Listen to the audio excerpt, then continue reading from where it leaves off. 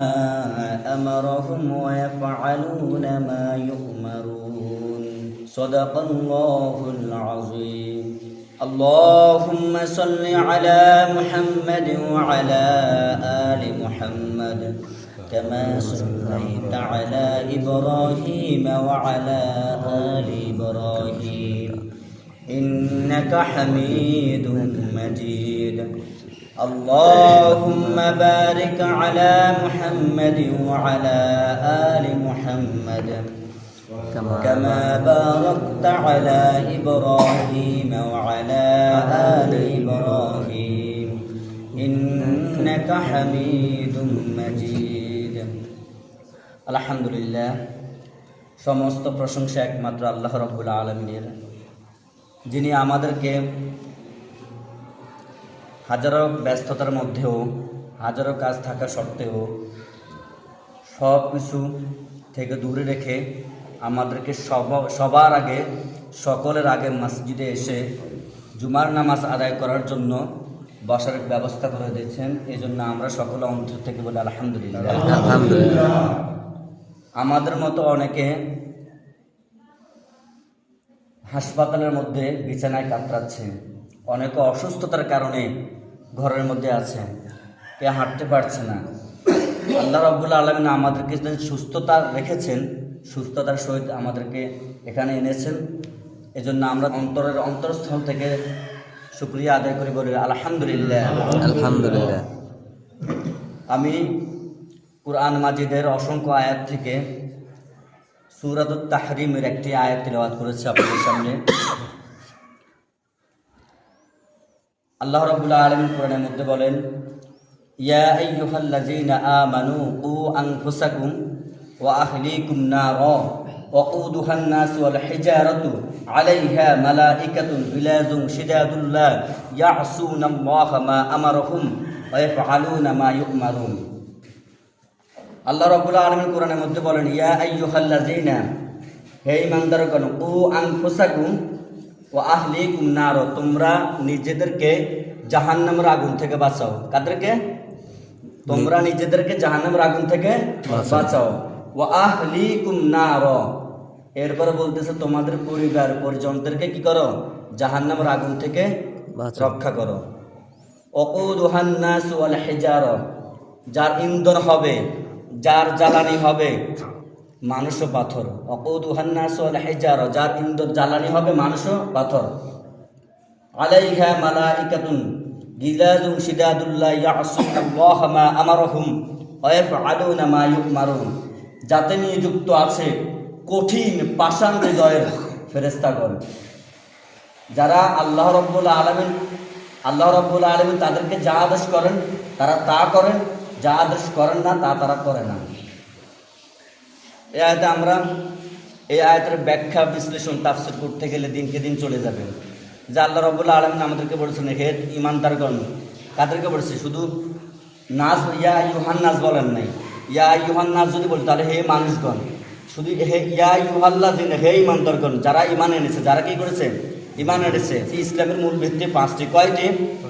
প্রথম হচ্ছে কালিমা। প্রথম কি? কালিমা, অর্থাৎ ঈমান আনা, লা ইলাহা ইল্লাল্লাহু মুহাম্মাদুর রাসূলুল্লাহ, আল্লাহ তাআলা ছাড়া কোনো মাবুদ নাই, হযরত মুহাম্মদ সাল্লাল্লাহু আলাইহি সাল্লাম আল্লাহ তাআলার রাসূল। এটাকে মনে প্রাণে মুখে বলা, মনে প্রাণে বিশ্বাস স্থাপন করা এবং কাজে পরিণত করাকেই ঈমান বলে। এখন আমরা সকলে ঈমান এনেছি না? আমরা সবাই ঈমান এনেছি। এরপর হচ্ছে যেহেতু তোমরা ঈমান এনেছো, এরপরে তোমাদের কাজ হচ্ছে কি? নামাজ। এরপরে কাজ কি? নামাজ, 5 ওয়াক্ত নামাজ পড়া। এরপরে নামাজ, এরপর হচ্ছে রমজান মাসের রোজা, রমজান মাসের রোজা, কালিমা, নামাজ, রোজা, এরপরে হজ, এরপরে যাকাত। আমাদের ইসলামের মূল ভিত্তি হচ্ছে কয়টি? 5টি। আল্লাহ রাব্বুল আলামিন কোরআনের মধ্যে বলেছেন, ইয়া আইয়ুহাল্লাযীনা আমানু, যেটা আমরা ঈমান এনেছি আমাদেরকে বলতেছে। কাদেরকে বলতেছেন? আমাদেরকে বলতেছেন, হে ঈমানদারগণ, তোমরা নিজেরা জাহান্নামের আগুন থেকে বাঁচো। সতর্ক বার্তা আমাদের সবাইকে বলে দিতেছেন। ওয়া আহলিকুম নার, এবং তোমার পরিবার পরিজনদেরকে জাহান্নামের আগুন থেকে বাঁচাও। আজকে আমরা নিজেরাও জাহান্নামের আগুন থেকে বাঁচার জন্য চেষ্টা করতেছি না, এবং আমার পরিবার পরিজনদের জাহান্নামের আগুন থেকে বাঁচানোর জন্য চেষ্টা করতেছি না। এখন প্রশ্ন হচ্ছে যে আমরা যে জাহান্নামের আগুন থেকে বাঁচতেছি না কিভাবে? কারণ আল্লাহ রাব্বুল আলামিন আমাদেরকে নামাজ আদায় করার জন্য বলছে, কি করছেন? যে তোমরা যত ঈমান এনেছ এরপর তোমাদের কাজ হচ্ছে নামাজ পড়া, কি করা? 5 ওয়াক্ত নামাজ আদায় করা। এরপর হচ্ছে রমজান মাসে যখন রোজা আসবে তখন তোমরা রোজা পালন করবা। এরপর হচ্ছে রমজান, পালিমা, নামাজ, রোজা, এরপরে হজ। যাদের সামর্থ্য আছে তারা হজ করবে, যাদের তৌফিক আছে মাল অনুযায়ী তারা জাকাত প্রদান করবে। এখন আল্লাহ রাব্বুল আজকে আমরা 5 ওয়াক্ত নামাজ ঠিকমতো আদায় করতেছি না, কি করতেছি না? 5 ওয়াক্ত নামাজ আদায় করতেছি না, আল্লাহর হুকুম হাকাম ঠিকমতো পালন করতেছি না। যে আজকে আমাদের ঘরের ভিতরে আজকে আমার ছেলে সন্তান নামাজ পড়তেছে না, এজন্য আল্লাহ রাব্বুল আলামিন বলতেছে তোমরা নিজেরা জাহান্নামের আগুন থেকে বাঁচো। আজকে আমাদেরকে 5 ওয়াক্ত নামাজ আদায় করতে হবে, আল্লাহর হুকুম আহকাম এবং রাসূল করিম সাল্লাল্লাহু আলাইহি সাল্লাম সুন্নত তরিকা মতো আমাদের জীবনটাকে পরিচালনা করতে হবে। ও আহলিকুম নার, এবং তোমার পরিবার পরিজন যারা রয়েছে, আজকে আমাদের ঘরের ভিতরে আজকে ফজরের নামাজের সময় আমরা কয়জন আসতে পারছি? আজকে ফজরের নামাজ 3 জন নাকি 4 জন আসছেন। জোহরের নামাজের সময় অল্প কজন মানুষ আসছে, কিন্তু অথচ এই রমজান, এই শীতের মধ্যে সবাই কিন্তু ঘরের মধ্যে আর সবাই ঘুরে যেতেছে, কেউ হয়তো বা কাজে পড়ছে, কিন্তু বেশিরভাগ সংখ্যকে কি করছে? নামাজ আদায় করে না, ফজর নামাজ আদায় করে নাই। কিন্তু এখন আমরা তো নিজেরাও জাহান্নামের আগুন থেকে নিজেরা রক্ষা করার বাঁচানোর জন্য চেষ্টা করতেছি না। এই জন্য আল্লাহ রাব্বুল আলামিন বলতেছেন তোমরা নিজেরা জাহান্নামের আগুন থেকে বাঁচাও। ও আহলিকুম নার, এরপর তোমার পরিবার পর্যন্ত জাহান্নামের আগুন থেকে বাঁচানোর জন্য তুমি চেষ্টা করতে হবে, তুমি তাকে দাওয়াত দিতে হবে, তুমি তাকে বলতে হবে। যদি তুমি তাকে দাওয়াত না দাও, যদি তুমি তাকে না বলো, তাহলে এটার জন্য কিয়ামতের মাঝে তুমি আল্লাহর কাঠগড়ায় দাঁড়াতে হবে। আল্লাহর কাঠগড়ায় কি করতে হবে? দাঁড়াতে হবে। সমাজের মানুষকে নামাজের জন্য দাওয়াত দিতে হবে। সমাজের মানুষকে কি করতে হবে? দাওয়াত দিতে হবে। একটা সমুদ্রের ভিতরে একদম সাগরের মধ্যে একটা জাহাজ যাচ্ছে, কি যাচ্ছে? জাহাজ যাচ্ছে। ওখানের ভিতরে কেউ না বাদ্যযন্ত্র বাজাচ্ছে, কেউ নাচতেছে, কেউ মানে বিভিন্ন খারাপ কাজে লিপ্তের মধ্যে আছে। শুধু একজন মাত্র আল্লাহর ওলি। কয়জন? একজন আল্লাহওয়ালা মানুষ, উনি শুধু আল্লাহকে গুণগান গাইতেছে, আল্লাহর নামাজ কালাম পড়তেছেন, এরপরে উনি আল্লাহকে ডাকতেছেন। তখন আল্লাহ রাব্বুল আলামিন বলতেছেন, ফেরেশতাকে ডাকে বলতেছেন যে এই যে জাহাজটা আছে, এই জাহাজটাকে তোমরা কি করো? তুমি সাগরের ভিতরে ঢুকিয়ে ফেলো। তখন ফেরেশতা বলে, হে আল্লাহ রাব্বুল আলামিন, আপনি যেহেতু বলতেছেন এই জাহাজটাকে ডুবে ফেলার জন্য, কিন্তু এখানে তো একজন ইমানদার মানুষ আছে, তাকে সহ ডুবিয়ে ফেলো। তা আল্লাহ কেন? এটা হচ্ছে এই জন্য, সে কিন্তু জানে এগুলো হারাম, সে কিন্তু জানে এগুলো নাচ গান যেগুলো যারা করতেছে এগুলো হারাম থাকা সত্ত্বেও সে জানে, সে কিন্তু তাদেরকে দাওয়াত দিচ্ছে না। কি দিচ্ছে না? দাওয়াত দিচ্ছে না। যার কারণে তাকে তুমি কি করো? সাগরের ভিতরে ঢুকিয়ে ফেলো। ফেরেশতারা আল্লাহর আদেশে জাহাজ সহ সেই সাগরের ভিতরে কি করেছে? ঢুকিয়ে ফেলেছে। এজন্য আমাদেরকে এটা উপদেশমূলক। এটা হচ্ছে আজকে আমরা একজনকে দাওয়াত দিচ্ছি না। আজকে আমাদের ঘরের ভিতরে আমরা নিজেরা নামাজ পড়ার জন্য সুন্দর মতো উঠে আসি, কিন্তু অথচ আমার ঘরের ভিতরে আমার স্ত্রী নামাজ পড়তেছে না, আমার সন্তান নামাজ পড়তেছে না, আমার আত্মীয় স্বজন নামাজ পড়তেছে না, আমার পাড়া প্রতিবেশী নামাজ পড়তেছে না। আমরা কয়জনকে দাওয়াত দিতে পারছি? আমরা কাউকে দাওয়াত দিতে পারি নাই। কিন্তু যতদিন পর্যন্ত দাওয়াতি কাজ চালু না হবে, যতদিন পর্যন্ত সবাইকে সৎ পথে না ডাকা হবে, যতদিন পর্যন্ত সবাইকে দিনের পথে আহ্বান না করা হবে, ততদিন পর্যন্ত এই সমাজের ভিতরে বিশৃঙ্খলা সৃষ্টি হবে। কখন এই সমাজের মধ্যে শান্তি ফিরে আসবে না। আজকে যদি এজন্য আহলিকুম নার, তোমার পরিবার পর্যন্ত জাহান্নামের আগুন থেকে বাঁচাও। আজকে আমার ছেলে সন্তানদেরকে দিন শিখাতে হবে। কি করতে হবে? সে যদি জাহান্নামের আগুন থেকে, আমার পরিবার পরিজনদেরকে জাহান্নামের আগুন থেকে, এখানের মধ্যে ছেলে সন্তান পরিবার কাকে বলে? ছেলে পরিবার হচ্ছে একটা পরিবার, হচ্ছে স্ত্রী সন্তান মা বাবা ছেলে মেয়ে সবগুলো মিলিয়ে একটা পরিবার, ঠিক না? এখন এই পরিবারকে বাঁচাতে হলে আমার এই ছেলে সন্তানকে দিন ইসলাম শিখাতে হবে, দিন শিখাতে হবে, ইসলাম শিখাতে হবে। আজকে এমন বাবা মারা যায়, কিন্তু বাবার জানাজার নামাজ পড়বে, জানাজার নামাজ কিভাবে পড়বে সেইটা পর্যন্ত জানে না। জানাজার নামাজ কয় তাকবীরে পড়বে সে সেটা জানে না। জামানাজার নামাজের মধ্যে কি কি পড়বে সে সেটা বলতে পারে না। এদিক সেদিক চোখের দিকে সেদিকে তাকায়, কে সালাম কয়বার এভাবে করে, এটা আমরা তো দেখেছি। একটা সূরাও জানে না। অথচ একজন দ্বীনী ইলম শিক্ষা করা, তলাবুল ইলমি ফারিদাতুন আলা কুল্লি মুসলিম, দ্বীনী ইলম শিক্ষা করা প্রত্যেক পুরুষ এবং নারীর জন্য ফরজ। পুরুষ এবং নারীর জন্য কি ফরজ। এটাকে ফরজে আইন বলে। ফরজ দুই প্রকার, একটা হচ্ছে ফরজে আইন, একটা হচ্ছে ফরজে কিফায়া। দ্বীনী ইলম শিক্ষা করা ফরজে আইন। এই যে ইসলামের মূল ভিত্তি 5টি, এগুলো ফরজে আইন। নামাজ বা ফরজে আইন, জানাজার নামাজ ফরজে কিফায়া। এখন এই যে আমরা আমাদের ছেলে সন্তানদেরকে কি আমার আজকে পর্যন্ত জিজ্ঞাসা করছি, এটা বাবা তুই সূরা কয়টা ফরজ জিজ্ঞাসা করছি। অথচ একজন মুসলমানের সন্তানের কমপক্ষে 11টা সূরা মুখস্থ করা তার জন্য কর্তব্য, একদম প্রয়োজন। সূরা ফাতিহা, সূরা ফিল থেকে নাস পর্যন্ত মোট কয়টা সূরা? 11টা সূরা। এরপরে নামাজ, সানা, তাশাহুদ, দুরূদ শরীফ, দোয়ায়ে মাসুরা, দোয়ায়ে কুনুত, এরপরে সেজদা তাসবিহ, রুকুর তাসবিহ। নামাজ কিভাবে পড়ে, রুকু কিভাবে যাবে, রুকুতে যাওয়ার সময় চোখ কোথায় থাকবে, সেজদাতে যাওয়ার সময় চোখ কোথায় থাকবে, আজ পর্যন্ত আমরা কি আমার সন্তানদেরকে, আমার আত্মীয় স্বজনদেরকে জিজ্ঞাসা করছি নাকি বলছি? কে বলতে পারবেন বলছেন? এই জন্য কিয়ামতের ময়দানে আপনাকে আল্লাহর দরবারে দাঁড়াতে হবে। এই জন্য আল্লাহর দরবার কি করতে হবে? দাঁড়াতে হবে। আজকে আমরা ইংলিশ মিডিয়ামের জন্য হাজার হাজার টাকা খরচ করি, কিন্তু এ দুনিয়ার জন্য, কিন্তু আখিরাতের জন্য কতটুকু আমরা করতেছি? কুল্লু নাফসিন যায়িকাতুল মাউত, মৃত্যুর স্বাদ সকলকে গ্রহণ করতে হবে। মৃত্যুর আগে আমরা যদি আমাদের এগুলো ঠিক না করতে পারে, কিন্তু মৃত্যুর পরে হায় আফসোস করতে করতে শেষ হবে, কিন্তু কোনো কাজ হবে না। এই জন্য আল্লাহ রাব্বুল আলামিন বলতেছেন, তুমি নিজে জাহান্নামের আগুন থেকে বাঁচো, এরপর বলতেছেন ওয়া আলাইকুম নার, এবং তোমার পরিবার পরিজনদের জাহান্নামের আগুন থেকে বাঁচো বা রক্ষা করো। আর এই যে জাহান্নামের আগুন, এই যারা পরিচালনা করবে ফেরেশতারা আছে, কি আছেন? এই ফেরেশতারা কিন্তু সাধারণ ফেরেশতা না, এরা হচ্ছে কঠিন হৃদয়ের, যাদের অন্তরের মধ্যে কোনো দয়া নাই, মায়া নাই। যাকে অনুরোধ করলে সে অনুরোধ গ্রহণ করবে না, যাকে হাজারো বার যদি বলে যে আমাকে ছেড়ে দেন, কঠিন পাষাণ হৃদয়ের ফেরেশতা নিযুক্ত করা হবে এই ফেরেশতা। এবং মানুষদেরকে এই আগুনের মধ্যে যার জ্বালানি হবে মানুষ, যার জ্বালানি হবে কি মানুষ। এবং আল্লাহ রাব্বুল আলামিন এই ফেরেশতাদেরকে যা আদেশ করে তারা তাই পালন করে, মানে এক বিন্দু পরিমাণ তারা এদিক সেদিক করবে না। আর তাদের মধ্যে তাদের এই যে চেহারার ভিতরে কোনো হাসি নাই, কোনো আনন্দ নাই, কোনো কিছুই নেই, মানে তারা শাস্তি দেওয়ার জন্য সবসময় প্রস্তুত থাকে এই ফেরেশতাগণ, জাহান্নামের ফেরেশতাগণ। যে জাহান্নামের ফেরেশতারা শাস্তি দেওয়ার জন্য কি করেন? প্রস্তুত থাকেন। এই জন্য আমাদের সবাইকে 5 ওয়াক্ত নামাজ আদায় করতে হবে। কি করতে হবে?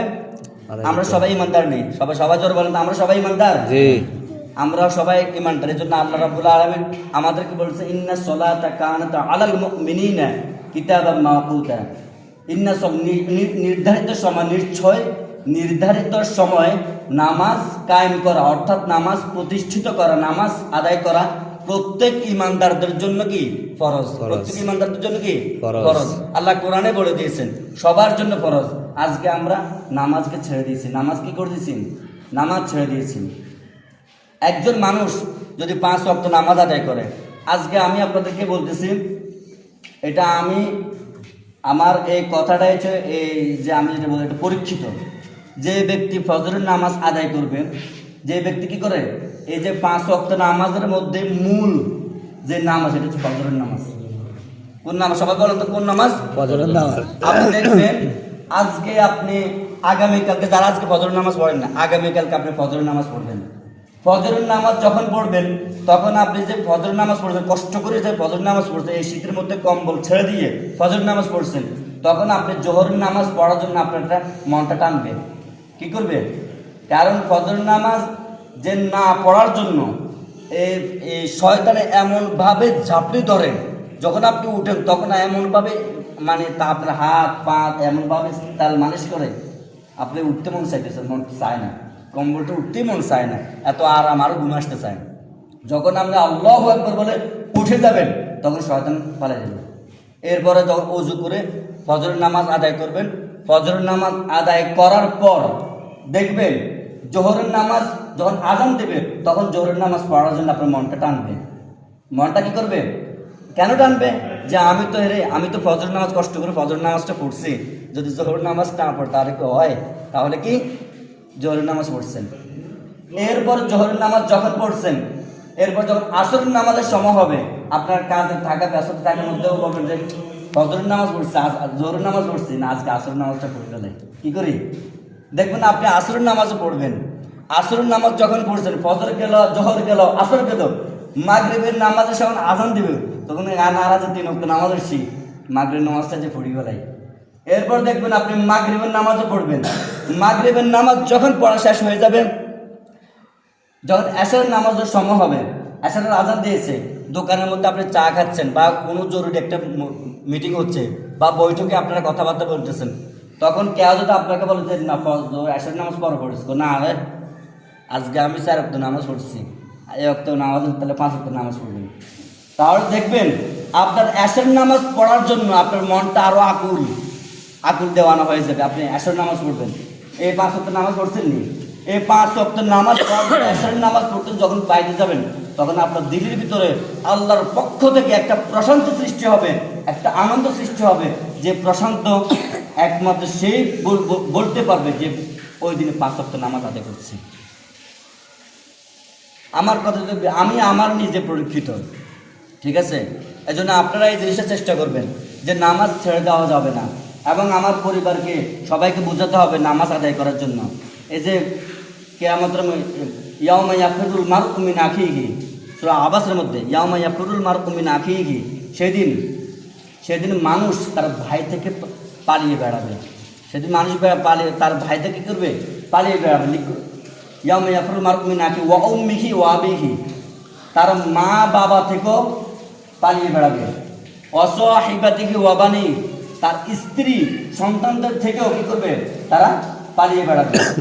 ওয়াসাহিবাতি ওয়া বানি লিকুল্লি ইমরিইম মিনহুম ইয়াওমাইযিন শা'নুন ইউগনি, সুতরাং কিয়ামতের ময়দানে সবাই এতটা ব্যস্ত হয়ে যাবে, এতটা তারা নিজেদেরকে নিয়ে ব্যস্ত থাকবে, তারা প্রত্যেকে নিজেদেরকে নিয়ে ব্যস্ত থাকবে। অথচ আমরা এক ভাইয়ের জন্য কত মহব্বত, কত টান আছে না? ভাইয়ের প্রতি ভাইয়ের কত টান, কিন্তু কিয়ামতের ময়দানে সে ভাই থেকে ভাই কী করবে? সে নিজেকে নিয়ে ব্যস্ত, হায় আমার কি উপায় হবে, আমার কি উপায়, সে নিজেকে নিয়ে ব্যস্ত থাকবে। উম্মিহি ওয়া আবিহি, মাতা পিতা, মা বাবা এত ছেলে সন্তানদেরকে এত তার জীবন বাজি রেখে সন্তানদেরকে কী করে মানুষ করেনি। অথচ এই মা বাবার থেকে কী করবে? সে পালিয়ে বেড়াবে। স্ত্রী সন্তানদের থেকে সে কী করবে? পালিয়ে বেড়াবে। লিকুল্লি ইমরিইম মিনহুম ইয়াওমাইযিন শা'নুন ইউগনি, সেদিন কেউ কারো কোনো কাজে আসবে না, প্রত্যেকে নিজেকে বাঁচানোর জন্য এতটাই ব্যস্ত হয়ে যাবে যে শুধু নিজেকে নিয়ে সে পেরেশান থাকবে, এতটা পেরেশান হয়ে থাকবে। এজন্য আজকে আমরা যাদের জন্য এত কামাই করতেছি, যাদের জন্য অর্থ সম্পদ গড়াচ্ছি, যাদের জন্য জায়গা সম্পদ গড়াচ্ছি, যাদের জন্য ব্যাংক ব্যালেন্স করতেছি, এই আমার সব কিছু কোনো কাজে আসবে না, একমাত্র আমার কাজে আসবে ন্যাক আমল। কি আমল? ন্যাক আমল। একমাত্র আমার কাজে আসবে ন্যাক আমল। আপনি যখন কবরে যাবেন, আপনি যখন মৃত্যুবরণ করবেন, সবাই আপনার দাফন করার জন্য ব্যস্ত থাকবে। এই লাশটাকে দাফনের ব্যবস্থা করতে হবে। আপনি যখন মারা যাবেন, কেউ বলবে না, আপনার স্ত্রী বলবে না যে আমার স্বামীটাকে 2টা দিন আমার কাছে থাকুক। আপনার যে সন্তানের জন্য এত পরিশ্রম করেছেন, মাথার ঘাম পায়ের মধ্যে ফেলে এই সন্তানটাকে আপনি মানুষ করেছেন, সেই সন্তানে বলবে না আমার বাবাটাকে 2 দিন আমার কাছে রাখবো। কেউ বলবে না, সবাই বলবে যত তাড়াতাড়ি পারো তোমরা দাফনের ব্যবস্থা করো, তাড়াতাড়ি কি করো? দাফনের ব্যবস্থা করবো। দাফনের ব্যবস্থা করার পরে কেউ খাবার জন্য প্রস্তুত হয়ে যাবে। এক পাশে একজনে গোস্ত রান্না করবে, তরকারি রান্না করবে, ভাত রান্না করবে, কেউ খাওয়ার জন্য প্রস্তুতি থাকবে। এরপরে আর কিছুদিন পরে সবাই আনন্দ উৎফুল্ল সে খাবার জন্য ব্যবস্থা গ্রহণ করবে, সবাই খেতে থাকবে। কিছুদিন অতিক্রম হওয়ার পরে আপনার নাম নিশানা পর্যন্ত আসতে যতদিন যাবে তত আপনাকে মানুষ ভুলতে থাকবে। যতদিন তাক যাবে ততদিন মানুষ আপনাকে ভুলতে থাকবে, এমন একটা সময় হবে কেউ আপনার নাম বলবে না। এই জন্য দুনিয়া থাকা অবস্থায় যদি আপনি এই নেক আমল না করতে পারেন, দুনিয়া থাকা অবস্থা যদি আল্লাহকে রাজি খুশি সন্তুষ্ট না করতে পারেন, দুনিয়া থাকা অবস্থা যদি মহানবী সাল্লাল্লাহু আলাইহি ওয়াসাল্লামের রাজি খুশি সন্তুষ্ট না করতে পারেন, তাহলে ওই দুনিয়ার পরে, সেই দুনিয়া যাওয়ার পরে আপনি হাতে কামড়াবেন, পায়ে কামড়াবেন, আফসোস করবেন, কিয়ামতের ময়দানে কোনো কাজে আসবে না। একমাত্র কাজে আসবে আপনার ভালো কাজগুলো, একমাত্র কাজে আসবে আপনার নেক আমলগুলো। সেই দিন আর কোনো কিছুই আপনার কাজে আসবে না, সেদিন আর কোনো কিছুই কাজে আসবে না। এই জন্য আমাদের প্রত্যেককে আল্লাহর হুকুম হাকাম মানতে হবে, আল্লাহর হুকুম হাকাম মানতে হবে। কোনো মানুষ কি বলতে পারবে যে আজকে আমি সুস্থ সবলভাবে থাকবো? কে বলতে পারবে? এখন অসুখের প্রয়োজন হয় না, এখন অসুখ ছাড়া মানুষ মারা যায়, অসুখ ছাড়া মানুষ মারা যায়। আজকে আমার ছেলে সন্তানদেরকে আমাদের দিনের দাওয়াত দিতে হবে। আজকে আমাদের ছেলে সন্তানদেরকে দিনে দাওয়াত না দেওয়ার কারণে, তাদের ভিতরে ইসলামের বুঝ না থাকার কারণে তারা আজকে মাদকের মধ্যে তারা আসক্ত হয়ে যাচ্ছে, তারা এই টিচিংয়ের মধ্যে তারা আসক্ত হয়ে যাচ্ছে, তারা বিভিন্ন খারাপ কাজ জড়িত হয়ে যাচ্ছে। আমাদের চৌমোহনীতে, আমার গ্রামের পাশে হাজিপুরে বলি না, আমার এক ছেলেকে গণপিটুনি দিয়ে তাকে হত্যা করেছে গ্রামবাসী। কেন হত্যা করেছে? একমাত্র সে মাদকের সাথে জড়িত, সে মাদকের সাথে এমনভাবে জড়িত হয়েছে, মাদকের টাকা নেওয়ার জন্য। সে যদি মার্ডারও করতে হয়, তাকে সে মার্ডার করার জন্য প্রস্তুত। সে 20 লাখ টাকা হাইজাক করে নিয়ে যাচ্ছে, যেটা আমরা পরবর্তী শুনছি খবরে ফোন দিলে। এই বলিকে কি করছে, তাকে জনগণে এত ক্ষিপ্ত হয়েছে, তার প্রতি এত নারাজ, এত অসন্তুষ্ট হয়েছে, তাকে মারতে মারতে মারতে মারতে সেখানে তাকে মেরে ফেলছে গণপিটুনির ফেরিয়ে। যখন তাকে নিয়ে যাওয়া হচ্ছে তখন তার মা, তার বোনে এমনভাবে কান্না করতেছে, আকাশ পাতাল পর্যন্ত ভারী হয়ে যাচ্ছে, এমন কান্না করতেছে। কারণ আজকে এই বলি নামের এই ছেলেটাকে যদি দিনের সুশিক্ষা দিতে হয়, যদি ইসলামের মহান কথাগুলো তার কর্ণে পৌঁছে দিত, যদি তাকে সঠিক পথে গাইডলাইন দিত, তাহলে এই বলি আজকে কি হতো না, মানুষের গণপিটুনির বলি হতো না, আজকে কোনো পিটুনি বলি হতো না। আজকে আমাদের আশেপাশে দেখা যায় মসজিদের মধ্যে নামাজ চলতেছে, পাশে পোলাপান ক্রিকেট বল খেলতেছে, মসজিদের মধ্যে নামাজ হচ্ছে, পাশে পোলাপান ফুটবল খেলতেছে। কেন খেলতেছে? কারণ তাদের মধ্যে দিনের তো বুঝ নাই, কি নাই, তাদের বুঝ নাই। এই জন্য মা বাবাকে আগে ধরতে হবে, কে আমাদের মধ্যে ধরবে। একটা মা হচ্ছে, একটা মা শিক্ষিত মানে একটা জাতি শিক্ষিত, ঠিক কিনা? একটা মা শিক্ষিত মানে একটা জাতি শিক্ষিত নয়। যদি এই মার ভিতরে দিনের বুঝ থাকে, সন্তানকে প্রথমে সালাম কালামে শিখাবে, বড়দেরকে সম্মান করা শিখাবে, ছোটদেরকে স্নেহ করা শিখাবে, আলেম ওলামাদেরকে তাজিম করার জন্য তাজিম করা শিখাবে, নামাজ পড়তে বলবে, ভালো উপদেশ দিবে। আর যদি মা যদি দিনের বুঝ যদি না থাকে, তাহলে মা তাকে শিখাতে পারবে না, কারণ তার মধ্যে তো দিনের বুঝে নেই। সে আছে শুধু মোবাইল ফোন নিয়ে আর সিরিয়াল নিয়ে, ঠিক কিনা? কারণ তার ভিতরে যদি দিনের বুঝ থাকতো, তাহলে সে সিরিয়াল নিয়ে পড়ে থাকতো না। তার ভিতরে যদি দিনের বুঝ থাকতো, মোবাইল নিয়ে পড়ে থাকতো না। সে 5 ওয়াক্ত নামাজ পড়তো, সন্তানদেরকে নামাজ পড়ার জন্য উদ্বুদ্ধ করতো, আহ্বান করতো। এজন্য আমাদের আল্লাহ রাব্বুল আলামিন আমাদেরকে দিক নির্দেশন দিয়ে দিয়েছেন যে জাহান্নামের আগুন এমন কঠিন আগুন, যেটা আগুনটাকে যে উত্তপ্ত করে, সেটা 70 গুণ। কয় গুণ? জাহান্নামের এই যে আগুনটা, জাহান্নামের আগুন 70, এই 70 গুণ আগুনের মাত্র 1%, 70% মধ্যে 1%। এই যে আমাদের দুনিয়ার যে আগুনটা, এটা হচ্ছে জাহান্নামের আগুনটা মাত্র 1% দিচ্ছে, ঠিক আছে? আর বাকি 70% আগুন হচ্ছে রেখে দিচ্ছে, ওই আগুনটা হচ্ছে জাহান্নামের আগুন। এই যে মাত্র আগুনের মধ্যে কোনো মানুষ এই যে আগুনের মধ্যে 1 মিনিট হাত রাখতে পারবেন না 30 মিনিট করে রাখতে পারবেন? এটা তো মাত্র জাহান্নামের আগুন থেকে মাত্র 1% আগুন, আর বাকি 69% আগুন জাহান্নামের ভাষায় লিপিবদ্ধ। অর্থাৎ জাহান্নামের আগুন হচ্ছে 70 গুণ, দুনিয়ার আগুন থেকে 69 গুণ উত্তপ্ত এবং গরম। তাহলে দেখুন, যদি আমরা এই গরমের কারণে আমরা যদি গ্যাসের মধ্যে আগুন না দিতে পারি, 1 মিনিট যদি না রাখতে পারি আমাদের আগুনটাকে হাতের মধ্যে না রাখতে পারি, তাহলে জাহান্নামের আগুন কিভাবে আপনি সহ্য করতে পারবেন, সহ্য করবেন? এজন্য প্রিয় হাজিরিন, আমরা সকলে আজ থেকে এই প্রতিজ্ঞা করব যে আজকে আল্লাহ রাব্বুল আলামিন আমাদেরকে বলেছেন তোমরা নিজেরা আগে জাহান্নামের আগুন থেকে বাঁচো। সবাই আমার সাথে বলেন, তোমরা নিজেরা জাহান্নামের আগুন থেকে বাঁচো, এরপর তোমাদের পরিবার পরিজনদের জাহান্নামের আগুন থেকে রক্ষা করো। আপনি নিজে 5 ওয়াক্ত নামাজ পড়বেন, আল্লাহর হুকুম মাহকাম রাসূলুল্লাহ সাল্লাল্লাহু আলাইহি ওয়াসাল্লামের সুন্নাত তরিকার মতো জীবনটা পরিচালনা করবেন, আপনার পরিবারকে দাওয়াত দিবেন, সমাজকে দাওয়াত দিবেন। যখন আপনার পরিবার সবাইকে সমাজকে দাওয়াত দিবেন, দেখবেন সমাজ এমনিতেই সুন্দর হয়ে যাবে। আর একটা সমাজ যদি সুন্দর হয়ে যায়, একটা সমাজ সুন্দর হয়ে গেলে একটা গ্রাম সুন্দর হয়ে যায়, একটা গ্রাম সুন্দর হয়ে গেলে একটা ইউনিয়ন সুন্দর হয়ে যায়, একটা ইউনিয়ন সুন্দর হয়ে গেলে একটা থানা সুন্দর হয়ে যায়, একটা থানা সুন্দর হয়ে গেলে একটা জেলা সুন্দর হয়ে যায়, আর একটা জেলা সুন্দর হয়ে যায় ক্রমান্বয়ে ধাপে ধাপে বিভাগ সুন্দর হয়ে যায়, আর বিভাগ সুন্দর হয়ে গেলে পুরো দেশটা সুন্দর হয়ে যায়। এই জন্য একমাত্র আমাদের শান্তির বার্তা একমাত্র কোরআনে আছে। কোরআন হচ্ছে শান্তির সংবিধান। এই জন্য আমরা চেষ্টা করবো ইনশাআল্লাহ আল্লাহর হুকুম আহকাম রাসূল করিম সাল্লাল্লাহু আলাইহি ওয়াসাল্লাম সুন্নাত তরিকার মতো চলার জন্য আমাদের পরিবারকে দাওয়াত দেব, সবাইকে দিনের জন্য দাওয়াত দেব, ইসলামের প্রতি দাওয়াত দেব। আল্লাহ রাব্বুল আলামিন আমাদেরকে উক্ত কথাগুলোর আমল করার তৌফিক দান করুক, বলনেওয়ালা শ্রবণ করেনেওয়ালা উভয়কে আমল করার তৌফিক দান করুক। ওমা তাওফীক ইল্লা বিল্লাহ। আসসালামু আলাইকুম ওয়া রাহমাতুল্লাহি ওয়া বারাকাতুহু। যারা